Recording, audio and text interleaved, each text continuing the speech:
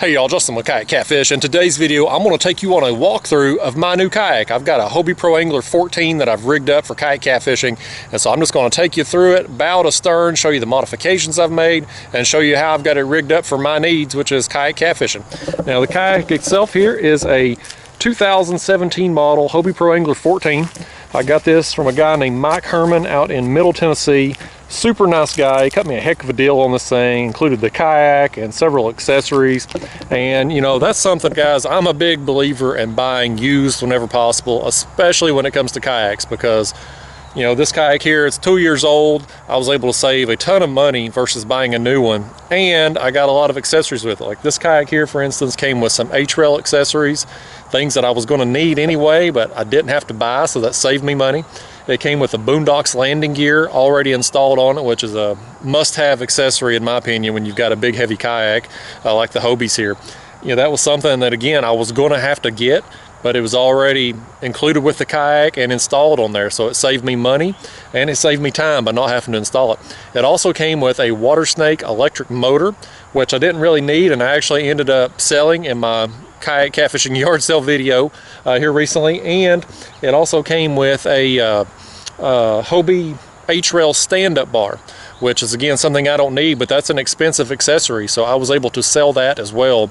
And so it brought down my overall cost of this kayak from the items that I needed that I didn't have to buy, and then the items I came with it that I was able to sell. It brought down my overall cost of this kayak down significantly. So I ended up paying $2,500 for this kayak with its accessories, and then by the time I sold some of the accessories there, it brought my overall cost of this thing down to about $2,100, which is a pretty good deal for a 2-year-old Hobie Pro Angler. So let me just walk you through it here, bow to stern. I'll show you what I like about it and the modifications I've made. So the front hatch up here is one of my favorite features of this kayak. You just open it up and there is just so much space in there for pretty much everything. I got my PFD in here. I've got my kayak catfishing tournament board here. This is, you know, a huge board, but there's plenty of space to store it in the front hatch. I got my filming light, my flag, light mounts, umbrella. I mean, you name it, I've got plenty of space in there to store everything. Move on back here. You've got these flat mounting plates, and I like this because, let me just set this tournament board up here and I'll show you. All right guys, so I got my tournament board set up here now. It lays perfectly across this area here, and you know, if you're fishing these kayak catfishing tournaments, you got to have a way to be able to measure the fish, and preferably if you can do it in the kayak, you're going to save yourself a lot of time and energy. So that area right there is just perfect to be able to get that board out of the way, still have all this floor space in front of me here for landing in big cats, and be able to get my pictures for the tournament. It also doesn't interfere with my DIY camera pole here, which is how I get the front footage of my camera, or the video footage there, and then the videos that you see. So moving on back, let me show you this too. Get this tournament board out of the way. One thing you'll notice that's gone in my kayak are the rod tubes. The Hobie Pro Angler models, the 12-foot has 2 rod tubes on each side. The 14 model, like I have, has 3. And I noticed that these rod holders didn't really serve a purpose for me. The design of the kayak here with the big rods and reels that we use for catfishing, they didn't fit well in this area, and I was worried about breaking a guide if I, you know, tried to haul my rods in those mounts, so I just wasn't using them. On top of that, they got in the way. When I'm netting shad out there in the kayak, them shad, you bring them up in here, they start flipping around. I had shad flip down into the bottom rod tubes there, and it was a damn mess. I was out in the kayak one day and I smelt that death smell, you know, when you've got a dead shad somewhere in your boat or kayak. And I looked in that rod tube and there was maggots everywhere. It was just crawling all over that thing. I said, you know, I'm gonna have to stuff up them tubes somehow to keep shad from getting down in there. And so what I decided to do was just take those rod tubes out completely. So I just popped them out of there, and I basically took the outline of it and got me a cutting board from Walmart, traced the design, and made a mounting plate and put on there. And so, you know, that really worked out for me, because now those rod tubes are gone, so no more shad to get in there. And when the day comes that I sell this kayak, very simple, take 4 screws out, pop the rod holders back in, and it's good as new again. You know, be able to just sell it like new. The other advantage to taking those rod holders out was those tubes extended, you know, from here all the way back into the front hatch here. So that opened up so much more space in this tube here, I mean in this hatch here, just to be able to fit all my other gear. So really happy with that modification. The other thing that I was able to do, if you notice here, this little through hole fitting there, that is for my Torqeedo electric motor. I can drop it down here in the Mirage Drive slot and run my power cord here, and then the other part of the cord goes through the mounting plate there, and I've got my cords all positioned back in the kayak so I can put my battery in there, keep it in the front hatch, keep it out of the way, and don't have cords running everywhere. So that part is nice. Moving back now here, we'll see the rod holders. Rod holders on this kayak have been the biggest challenge. The H-rails, the Hobie H-rails, they're okay for what they are. You know, if you're using a lighter fishing application, or if you're trolling with rods off the back of the kayak, the H-rail is fine. But for my needs, being a cat fisherman who fishes for large fish, and oftentimes suspend fishing where my baits are down directly under the kayak, where I'm just kind of down fishing, you get a lot of downward torque on that rod when you get a big fish load up. And so with the Hobie H-rail mounts, I was getting some slippage, and it didn't take a lot of pressure to get those mounts to slip. So I had to come up with a way to be able to securely mount rod holders. Now, if you follow my Instagram and Facebook page, the Kayak Catfish page there, you saw recently a fish rip one of my rod holders completely off the kayak. And that was not the rod holder failing. The rod holder itself did not fail. It was how I had it mounted. So now, let me show you this. I've got this on here. I basically now have these rod holders to a mounting plate. The mounting plate itself is connected to the kayak with U-bolts. And the rod holder base is secured to the mounting plate with bolts. So that thing now, man, I mean, I can crank down on that thing, it's not going nowhere. There's no fish going to rip that thing off. But when you get that downward, straight downward pressure, the mounting plate puts pressure here on the kayak, right here on this top rail now. That's where all that torque transfers into.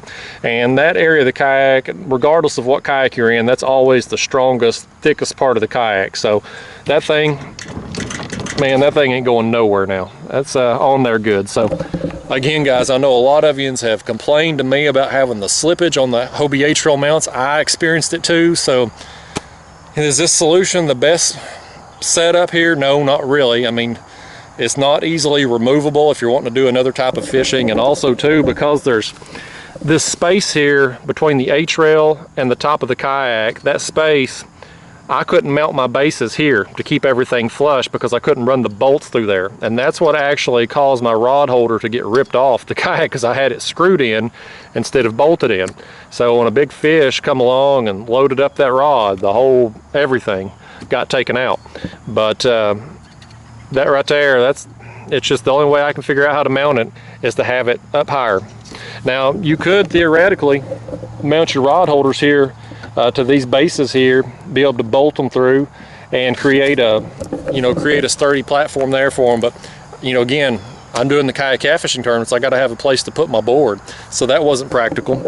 Another option I thought about was this flat area here, be able to bolt it through the hole like I do on my Hobie Outback, but you've got your rudder and skeg lines that run through there, and so it was going to be rubbing on the cords if you had bolts going through there for a backing plate. So this right here that I've done is the best solution that I've come up with for those front rod holders. So I know it's a little bit overkill, a lot of you are going to say, but I need overkill with the way I fish, and for the bigger fish that I target, I want overkill. I want my rods to stay secured to the kayak. So let's see here. Moving on back, I've got the front hatch here. Basically, just keep basic supplies there, leaders, tools, and stuff. Under the seat here, this is just a box I got in the kitchen section at Walmart, and it just fits perfectly under the seat to be able to keep cutting board, towel, anchor, stuff like that. Just kind of keeps it out of the way there. Moving back, I've got my Torqeedo throttle mount mounted here.